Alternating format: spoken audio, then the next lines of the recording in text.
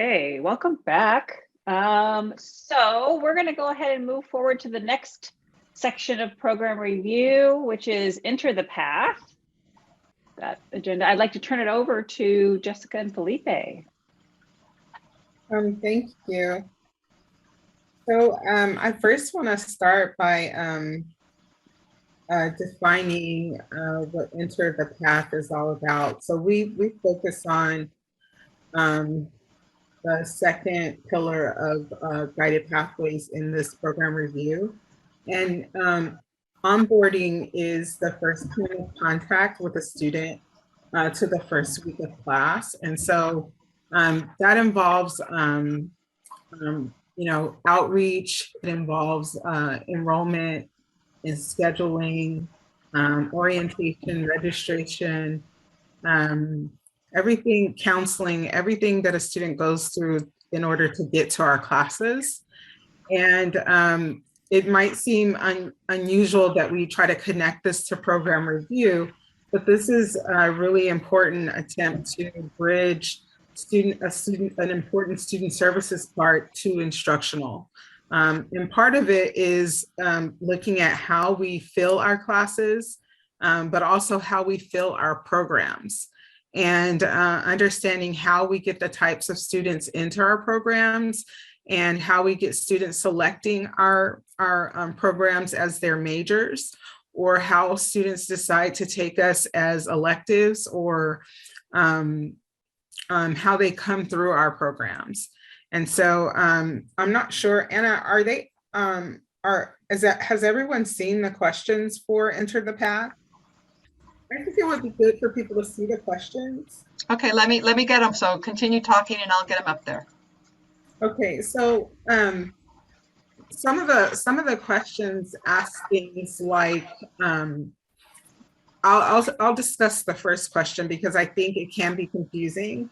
And the very first question asks, discuss how the department supports a student to prepare for entering the college. And at first glance, I think that's a question that seems out of place for a program, because we as faculty are not on that end when students enter the college. So this question, though, is really asking, how do we participate when we're given the opportunity to participate in programs that are put on by outreach and student support services? So, for example, do we participate in any of the programs that are put on to help students come into the program? I know a lot of you do some of your own outreach programs. A lot of you participate in Senior Day, Navigate OCC. A lot of you have your own pamphlets and brochures. So this question is really asking you, do you help students prepare for entering the college in any kind of way? And part of it is because with one of the charges has been for us to look more deeply in how we're bringing students into our particular paths. And a lot of us have not really thought about that. We've always thought, that students just kind of end up in our classes if they want to take our classes. I know that's how I've thought about it. So I've never really thought that I should be bringing students into my program. And I don't know that there's any rule that says I have to be, but now that I'm thinking more that I would like my program to grow, and I like students to complete my program and understand the program better and be on the right path if they really want to be on this path, I would like students to understand the program better. So and Jessica, if I could jump in here too. Yeah, please. Hi, everybody. My name is Felipe Salazar. I oversee outreach and onboarding, and this question does speak to your participation in some of those outreach, but also think of it in the context of the additional support for your programs So previously we used to have, a placement test that placed students into math and English courses, and then they would get a result, and then they would go into a class. A couple of years ago, there was legislation that passed that did away with placement tests and instead used high school transcript information to provide students recommendations. So that changed how we viewed preparation. So many of you engaged in some summer bridge activities to help students with writing. You currently do that in the summertime. We also had some math jams to help students prepare for math. And I think there was a lot of discussion around the college about how do different departments, not traditionally English or math, help students with those components in their classes. And so this is something that different areas have done. Whether it's a summer bridge, whether it's a summer workshop, these are the types of things that also introduce students to your programs. Even though they could be a writing seminar, even though they could be a math seminar, it's a gateway into understanding the support, but also the programs.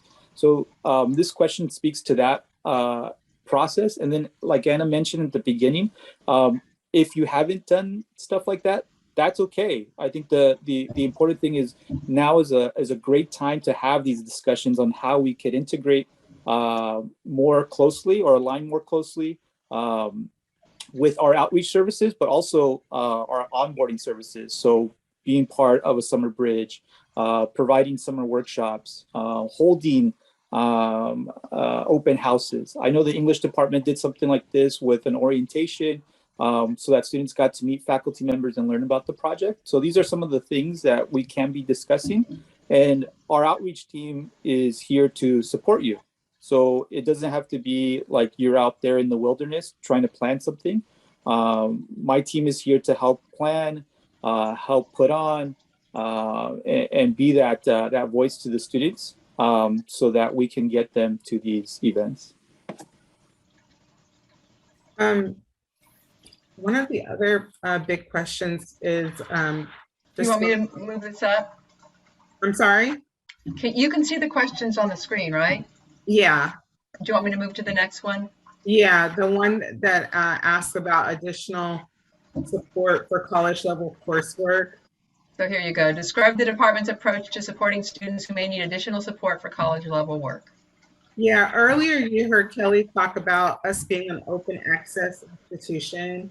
And what that means, especially for those of us who don't have prerequisites, it means that our classes could be the very first class a student takes who does not really know how to do college level work.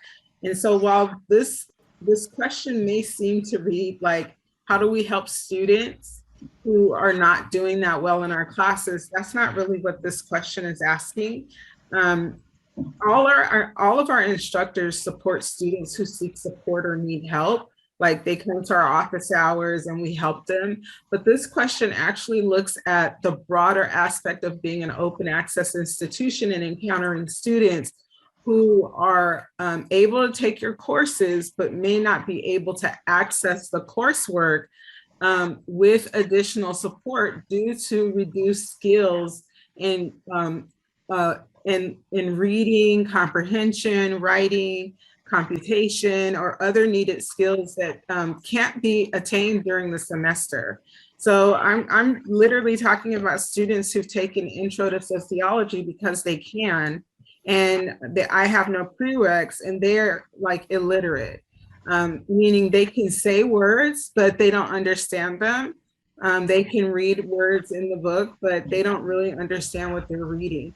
So this question asks, like, what do we do to give those types of students additional support?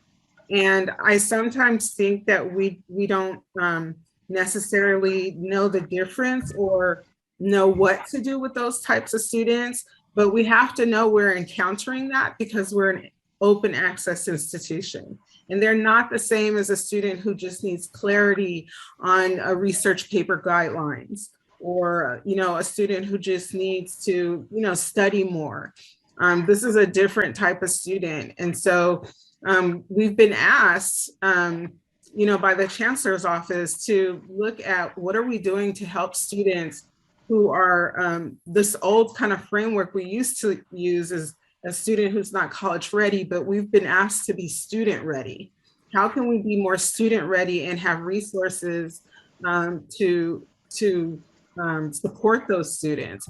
And again, this is why I was saying we don't necessarily do anything, right? I can tell you now, I don't do anything. I don't know what to do, and I don't have the resources to do anything, and I don't know where at the college we do something. But this question gets us to some data about it. Felipe, do you have anything to say about that? No, I think you you summarized it correctly in regards to the changing of the mindset of students come to us and then we recognize their deficits, as opposed to how do we help them get to the point where they can succeed in the class. And so it is really the idea of like, how do we prepare ourselves for all these different types of students who are coming to us from different parts of the community with different skill sets, and how do we get them to their finish line? And so I think part of that is the earlier point is understanding or having those discussions now about different support services that you can offer within your program, either before a student starts, during the summertime, during intersession, or even the first semester. I think oftentimes and I think Guided Pathways, the Chancellor's Office did this too. We think of this timeline or these windows where we have to support students before they come onto campus, but really their first semester is still the orientation period. And I think it's how that's also something like that we shift, because traditionally we view that first semester, they're here, they're college students, so they should be going, but really a lot of students enroll really late. And so that first semester is still an orientation period. So how do we shift our mindset and still provide ongoing orientation support and services to students who many of them are first-time college students, and we support them so that they stay to the next semester and the year after that. And so I think that's also something that we as a department, outreach and onboarding, have been discussing is orientation not as a one-time thing, but orientation as an ongoing, consistent thing all through the first semester for many students. And so these are the types of discussions that could be happening in your department, and looking at maybe using that first semester, especially in the summertime where it's a little bit harder to maybe have programs or support services, is using that first semester as a way to offer some of these things. Anna, how much more time do we have? I believe about 9 minutes or so, give or take. And Arabian has his hand up. Oh, okay, Arabian. Yeah, thank you. I just wanted to ask the question, and this is, I guess, for Anna and Jessica and Felipe to chime in on, Kelly as well. But can we use this program review as an area? Can we think of it in terms of, now's my opportunity to create this wish list for our department in terms of the resources we need in order to be more effective in these areas? I think absolutely. I think that for me, that is my hope, that if people feel empowered to answer these questions as comprehensively and honestly as possible, that it helps with strategic planning and then their ARRs. I mean, that's my hope. That's what I plan to do with my department. So the program review is not an area where we're trying to shine. We're really trying to say what's what, and then, put something in there that hopefully won't fall on deaf ears eventually, and we'll get some things that we do need. So just want to encourage everyone to keep that in mind. It's not about shining for our deans or our VPI or towards each other.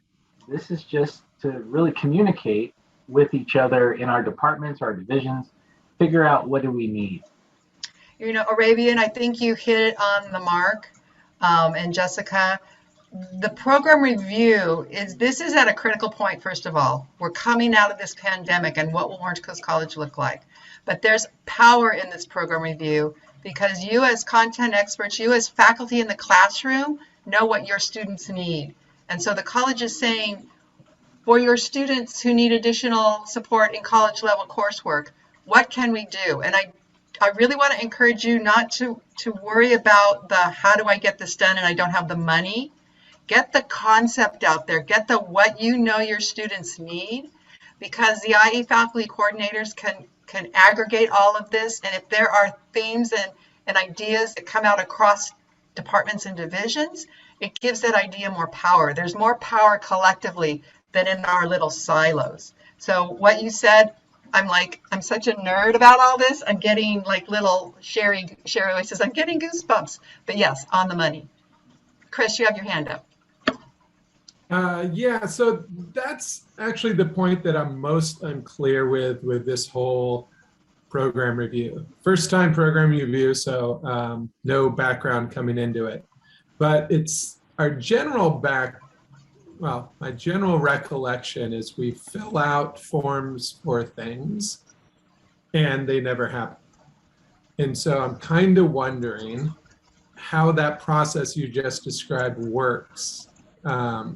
Like, let's say, in order to meet this goal you've set for us, we need these 6 things. How do we know those 6 things get reviewed or acted upon or anything? Like, I have no idea how that visibility works. And because of just the general bureaucracy with other avenues of filling out forms, it just seems futile. So I know we're kind of resetting the table here, so I'm wondering how that's going. I will say that you see that we have here a summary for action plan. After we finish program review, we will move into planning, and that's where you're going to write your planning strategies. We will provide for you all your responses in that data field, in solutions. We'll be doing planning and solutions. We're going to give you your program review. We're going to give you the responses, the ideas, the plans that you created in program review to help inform and help you write your strategies. So I get that's right, what but going to do. I need to be sequential so that I make sure that we're tying program review to planning, and sometimes those strategies need money. Yes, and so you write your ARRs. The process after that, Chris, and I think this is where it happens without us being part of it, so we think it doesn't happen. But all of the instructional ARRs go to the departments prioritize.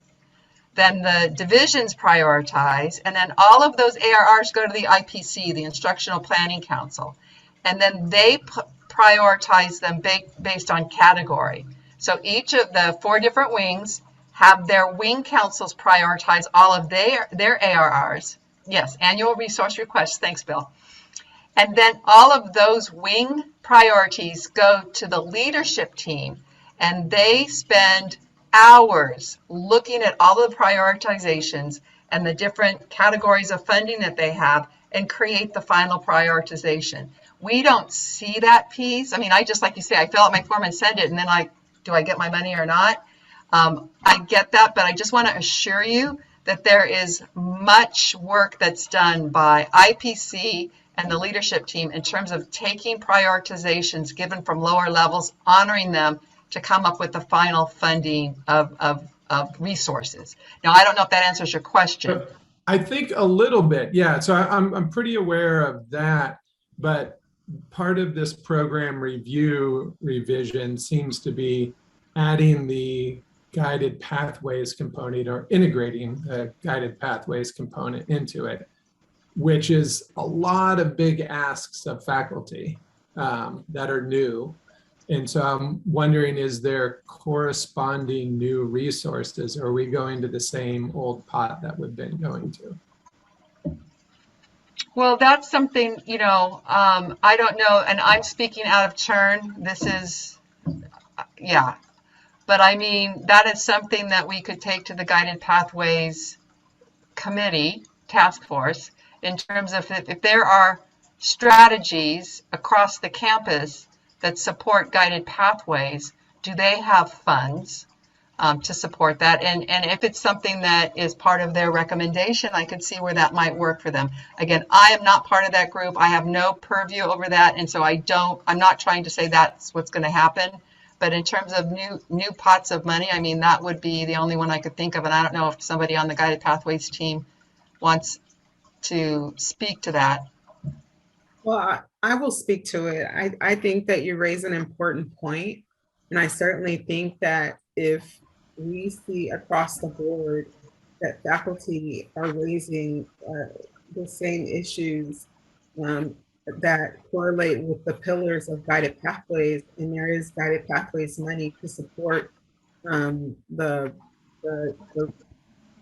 support the resources or training or whatever faculty need. I think that that's something that whatever design team, whatever design team that goes with the pillar, I don't see why they wouldn't take that to the task force. So then, Chris, what I can do, the IE coordinators can do, is meet with the Guided Pathways team to figure this out in terms of what the criteria might be and what the process would be for faculty. In terms of those, and maybe the Guided Pathways team wants the IE coordinators to look at all the program reviews to find those common themes, so we'll take that upon ourselves to have that conversation. Okay. Lauren, go ahead. He's asking, like, what is all this? There's no implementation money. I agree with you. Yeah, go ahead, Lauren. I also agree with Chris that that's always been a major frustration of mine in terms of like going through this very extensive process for our department. And then in the end being like, we really need human resources. And then the college being like, oh, no, you can't have those. But you could add more to your plate. And you're like, I'm only one human. I need several. And I think that, the human resources component of it is always the biggest challenge for our department is like, there's only so many hours in the day. We need more bodies to help us with this plan. We want to do it. It sounds great. My question though was thinking about like college readiness and students who are, not college ready or coming to us with, deficits in some way. With part of Guided Pathways, is there like a college prep class, a general college prep class that everybody takes that's not major specific? No. We don't have that, but that doesn't mean we can't create something like that. Yeah, and I feel like that is Okay. such a huge component. Like my biggest challenge is students not understanding time. Like, it's not even that they can't write a sentence, because I can figure out how to teach them how to write a sentence for me. But like, they don't understand how much time it takes to do something. And they're not good at like looking at their work schedule and their course schedule and their homework schedule and their family schedule and like being realistic with those things. And this is just a side note, but I feel like it has a lot to do with the internet and TikTok and the fact that like you can watch a video in 6 seconds and you've sewn a skirt. So they think it takes 6 seconds. But just thinking about like what I really need is students who like learn how to like approach a course, not even from an academic standpoint, but just from like a life scheduling standpoint. Lauren, counseling does have a couple of courses that could be helpful for students of navigating college, and also they have a course about essentially dealing with work habits and so on. So they just came through the curriculum committee, which is why I know they have them. They're new courses, and they should be in next year's catalog. So there should be some places you could steer students towards. Yeah, Charles, I think, we've always had study skills. We've always had these navigating college courses and counseling. I think the problem is we can't force students to take them when they're onboarding. And so Right. the student gets to choose whatever life skills course they want to take. They only have to take, I think, one counseling course. And so in terms one area E course, right? Right. In terms of wasting any other units on counseling courses, they're not going to do it. So it still has become an issue because, you know, I've tried to push students towards those courses too. I do think we should all put our heads together to see what we can do. I know one of the things we haven't really talked about as a faculty together is about non-credit courses that are, you know,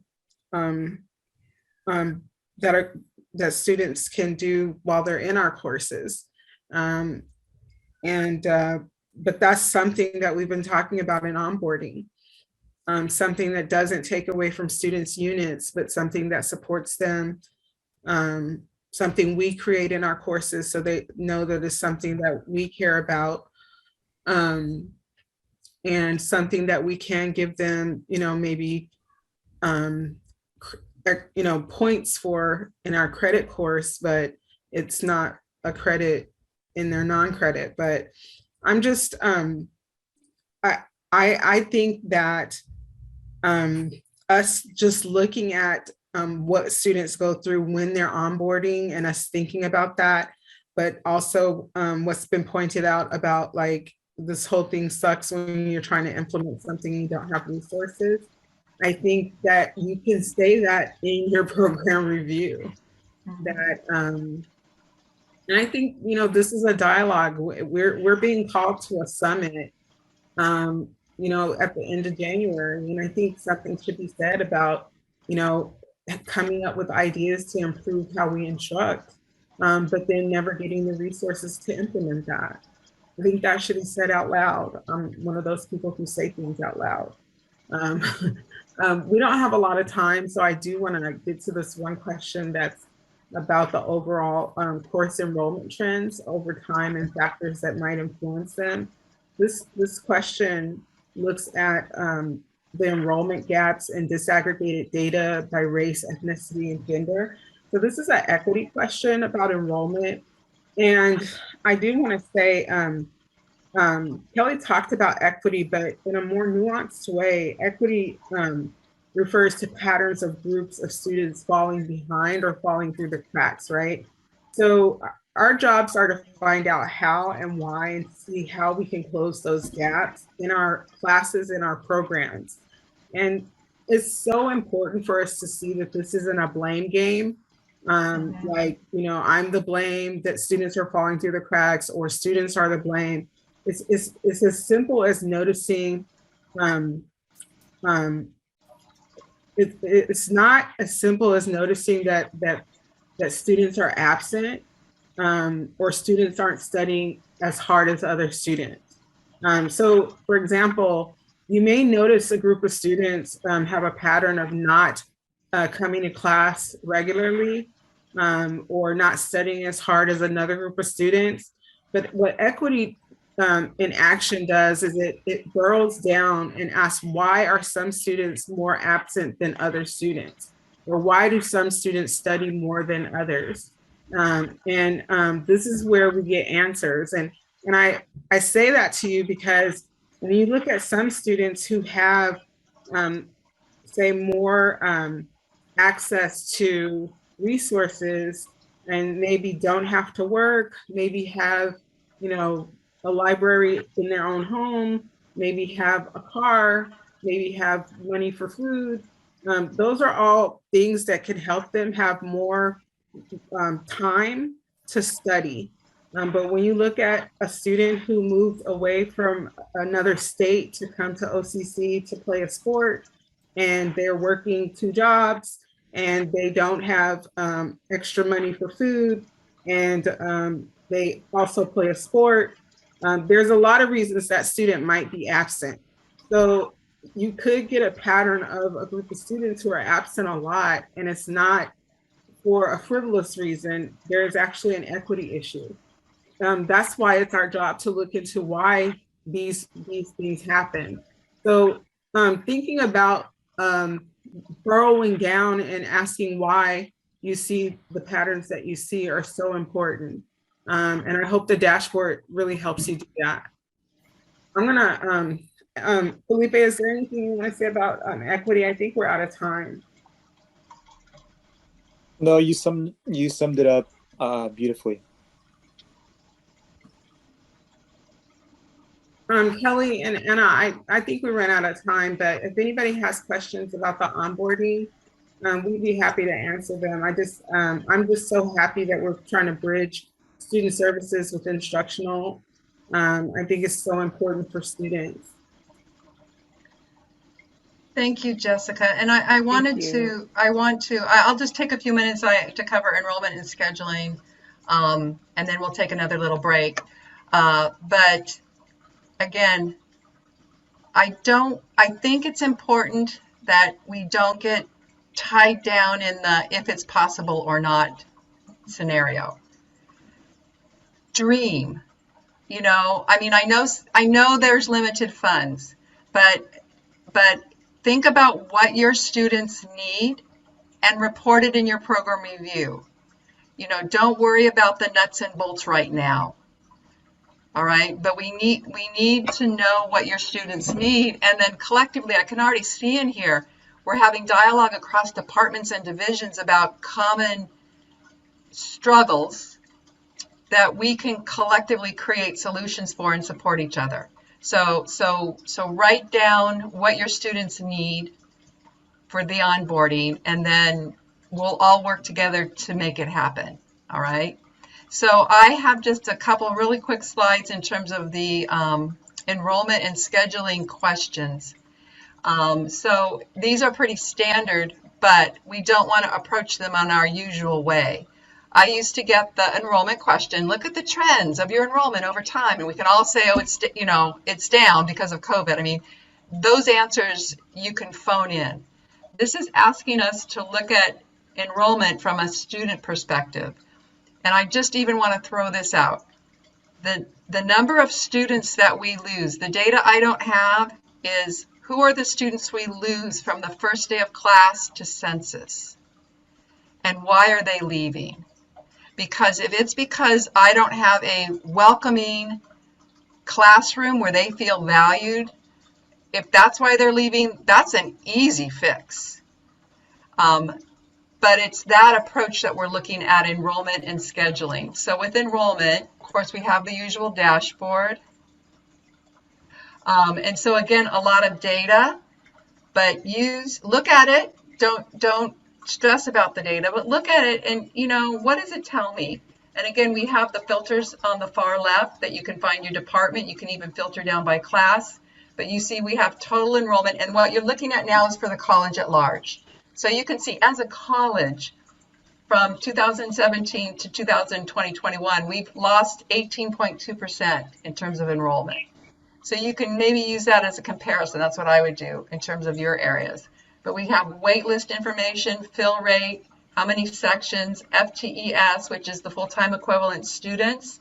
So that's a student taking 15 units in a semester. And then this last bar graph down here, the FTES to FTEF. This is a measure of what some would say efficiency, but others would say it's a ratio that indicates access. Our students, do we have enough classes for students to have access? In terms of the number that you generally shoot for, it's 17.5. So you can see that right now as a college overall, we're not even meeting that mark. And we all know why. It's because of the pandemic. But again, like with the other dashboards, there are pages across the top. So you can look at your enrollment by ethnicity, race, and gender and see if there are gaps. And again, you don't have to analyze all of this data, but I would recommend looking at this and looking for the gaps. Where is there disparity? And even if you just say it is there, and our strategy is to do inquiry and find out why, that works. And then we also have scheduling. the usual scheduling question, but again, we are asking you to look at it from a student-centered approach. And so this is where those maps and your program in totality, I mean, my experience with scheduling is that I'm asked, what do I want to teach and when do I want to teach it? And I say, well, what do students need and when do they want it offered? And I generally get the, I don't know. And that's generally because we're only scheduling within my discipline silo. I know there are some faculty on campus that already schedule in a way that looks at their entire program. And if courses in other disciplines are generally offered at one time, they'll offer their courses at another time so that students can take all of the courses. So this is an example of a student-centered scheduling approach. And so when you look at your scheduling, again, there is a dashboard there to look at how you're scheduling classes in your discipline in terms of day, evening, non-credit, online. I want to encourage you to look at particularly online by race ethnicity, because when you do, you'll find that certain groups of students do not succeed at the same rate as others based on modality. So that's all I'm going to say now for modality, because I know that you are all due a break. So Kelly, do you want to